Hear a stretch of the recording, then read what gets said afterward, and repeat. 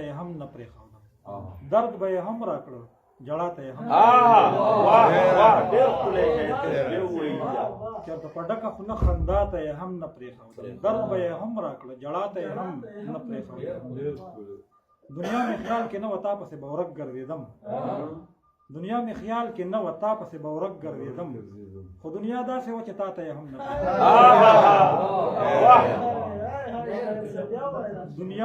دنیا مې خیال کې نه و تا پسې به ورک ګرځېدم، خو دنیا داسې وه چې تا ته یې هم نه پرېښودم.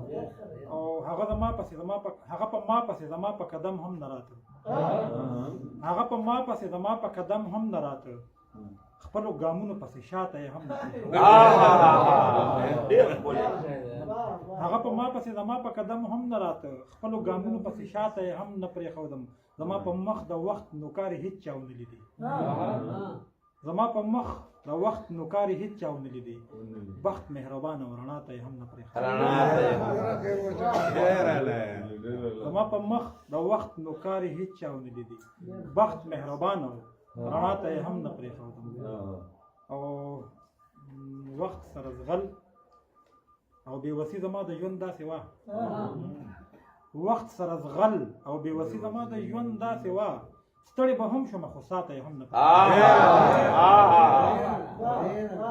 وخت سره زغل او بېوسي زما د ژوند داسې وه، ستړی به هم شومه خو ساته یې هم نه پرېښودم. نظم ستاسو په وړاندې دی، نظم عنوان دی زوړ نظم دی، خو تاسو به انشاءالله چې ډېرو ملګرو به نه یې اورېدلي. د نظم عنوان دی ډمه. داسې دی چې مورا نظم دی، یو نشست کې وایم چې زه په خپل وس باندې پوره کوشش کوم چې د چا زړه کې رانه داغ د نفرت ونه لګي، خو د دې زه د دې دوه ورځې ژوندون مطلب دا نه ګڼم چې ګنې زه د چا زړه په بې دردۍ مات کړم، خو کله کله د څه ډېرو مجبورو په وجه ما نه د ډېرو قریبي خلکو ګیله پیدا شي، زه په خپل وس په ځان کې ځای د ګیلې نه پرېږدم، خو زه انسان یم، خطا هم مجبورۍ هم لرم. زما یو ښه او یو ادیب او یو شاعر ملګري ما نه بله ځله په دې خبره ځان خفه کړ چې ته زمونږ کلي ته نه راځې، مونږ هېڅ نه ګڼې، تا سره بلکل څه احساس د چا د مینې نشته.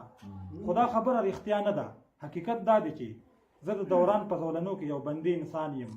ما څو ځله اراده ورله د تللو وکړه، زه به د تلو نه څه ناڅه خبرې پاتې کړم، خو هغه تېره ورځ مې هر څه شاته وغورځول. ما ویل ځمه د خپل خوږ اشنا دیدارو کوم، د مازدیګر او د ماښام تر منځه ورسېدم، ویل یا ښه د ډېر په ښه موقع راورسېدې، خوله مې سپړدله. ما ویل چې زه تپوس کوم چې آخر څه داسې د لویې خوشحالۍ موقع ده، خو منځ کې نورې څه بلا خبرې داسې راغلې چې یا بیخي زمانه دا خبره هېره کړله، تر ماخوتنه مو بلا خبرې وکړې، د زندګۍ په هر یو موړ مو رڼا واچوله، ګیلې هم وشوې، د ګیلو صفایي هم وشوله، د نوو کلامونو اظهار هم وشولو، په موده پس مو د یو بل سره لیده شوي وو، محفل ښه ګرم و، په یو بل باندې نه مړېدو، چې دې کې ناڅاپه یو سوز د موسیقۍ راخور شو، ډېر په لذت زمونږ غوږونو ته راورسېده. ما ته زما هغه شاعر ادیب ملګري وویل نن دې محله کې د دې خوا ګاونډي واده دی، بلا مالدار دی، پیسې ته خو پیسه نه وایي، په دې واده کې د ډمو انتخاب کړی دی، راځه چې لاړ شو اشنا زړونه به لږ هم آزاد کړو، یوه شېبه به په حجره کې تماشه هم وکړو. زما هغې میدان ته تلو ته ډډې نه لګېدې، خو د هغه د غم خادۍ سودا مې هم کوله. موږ د حجرې د ټنګ ټکور میدان ته ورسېدو، په سرودونو او رنګونو کې مو ځان شامل کړ، محفل شروع، یو دوه ډمې په میدان ګډېدې، د ګمرګانو شړنګا شړنګ سره یې لاس پړکېدل، یوه د عمر نه پخه وه لږه سکڼه هم وه، خو په سرخۍ او په پوډرو یو ځان جوړ کړی، کله ساده ګډېده، کله لوګري سره ډانس، او کله لا شاډوله به یې واچوله. خلکو دې ته هغه شان توجه نه کوله، دې چې د کمې توجه دپاره ځان کړه وه، ځکه د دې سره دویمه کمه ډمه چې وه دومره ښایسته وه چې په ځان پسې یې زړونه راښکل، څوارلس کلیزې نری لوړه ښکلې دنګونه، کت او قامت ته به یې سر هم سلام کولو، داسې ښکلا یې د فطرت په ننګو خوره وه چې د سینګار مصنوعي حسن پکې نه ځي، ډېرې نخرې او اداګانې ورله نه ورتللې،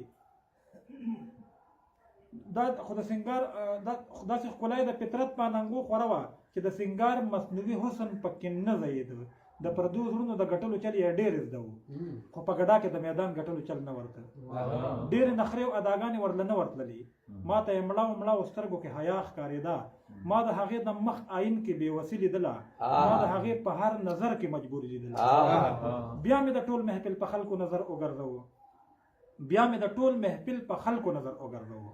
ما د هر چا د نظرونو اندازه واخیسته. د ټول محفل سترګې یې داسې په وجود خښې وې لکه چې کات وهلې خلکو ته غله میلاو شي. په ډېرو خلکو د هوس پیریان راوپارېدل. د زړه درزا ورله د سترګو حرکت بدل کړ. یو شاه زلمۍ مې په نظر هغه محفل کې راغی چې وخت په وخت به یې پیسه ناسه پیسې شیندلې. ما د نظر لاندې ساتلو یو حرکت یې وکړ. د 100 نوټ یې دې جینۍ ته لاس کې ونیولو. دغه جینۍ چې نوټ د ده په لاس کې ولیدلو د ده طرف ته په پیسو پسې روانه شوله چې 2-4 قدمه لار تر منځه پاتې شوله. د زر د ګوتو نه پیسې شونډو کې ونیولې. د ښي لاس ګوته یې د ګسو ګوتو ګروت کې ورکړې. دواړه لاسونه یې زر یو بل سره کونجې کړلو. د ولو منځ یې د کرسۍ تکیا ته وخېجوه. د لاسو کونجې یې د سر نه شاته واړولې. د لاسو کونجې یې د سر نه شاته واړولې. هم په دې خیال یې د کرسۍ نه سټ په شا واړوه. د هم په دې غرض خپل سر کونجو کې ونیولو چې دا نازکه دا ښایسته او ګلالۍ جینۍ به د دې پیسو دپاره ځان په ما راوغورځوي. خو دې جینۍ کې شرافت هم او هوښیاره هم وه چې د ده سترګو کې یې لاش د حیا ولیدلو. زړه یې یو درزو کې سینه کې وارخطا ودرېده. هغه 2-3 قدمه یې ور وانغستل. ما چې د دې سترګو کې خپلې سترګې خښې کړلې کترې د اوښکو مې لیمو کې ورله ولیدلې. د مخ سرخي په زیړ رنګ کې داسې تته شوله لکه خزان چې د سپرلي غونچې د خپو لاندې کړي.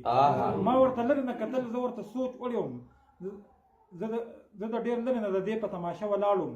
ما چې د دې جینۍ حالاتو باندې سوچ کولو ما ته د دې فن د دې شوق نه مجبوري ښکارېده. ما کې زما شاعر مزاجه احساس وپارېده. ما چې د دې جینۍ حالاتو باندې سوچ کولو ما ته د دې فن د دې شوق نه مجبوري ښکارېده ځکه چې یو خو ورله چل د ګډېدو نه ورته بل یې د رقص په اندازونو کې حیا کوله. ګنې نو داسې پښتنې او حیادارې پیغلې په کور دننه د کوټې ګوټ کې هم نه ګډېږي. خو چې مې بل خواته سپېڅلو پښتنو ته کتل ما ته په خپله پښتو ځان پیکه پیکه ښکارېده. ما ویل هسې د پښتو پښتونوالی چغې دي. ما ویل قسم چې پښتانه لا پښتو نه پېژني. د دې وطن د پښتنو حیادارو پیغلو سترګو کې سوال د سرتور سر د لوپټې ښکاري. هم دا ښاغلي معزز او دا درانه پښتانه دا د هوس او د شهوت په جذبه سره پښتانه د هغوی سر د رسالو د ورکولو په ځای د هغوی ګل ګل عزتونو باندې اور لګوي. دې ته به کوم سړی اسلام او یا پښتو ووایي چې پښتانه دې په حجرو کې پښتنې ګډوي. ما له هغې محفل کې نور د ناستې چل نه راته. ما ته په هغه ځای کې ځان په ناسته بد ښکارېده. ما چې به څومره دغه ډمې ته نظر کولو زما به دومره د پښتون قوم نه دا زړه ټکېده. زما ملګري هم احساس لره او درد و پکې.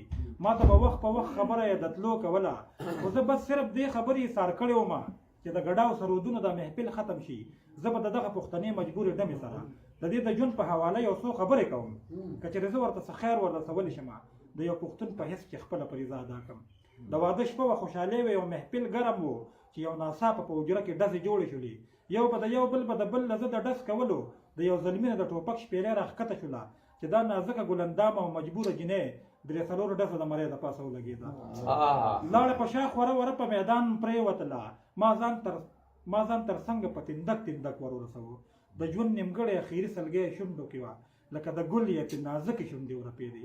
د پښتنو نه ارمان د پښتو زړه کې یوړه. ما هم په زړه کې لویه تلوسه پرېښوده.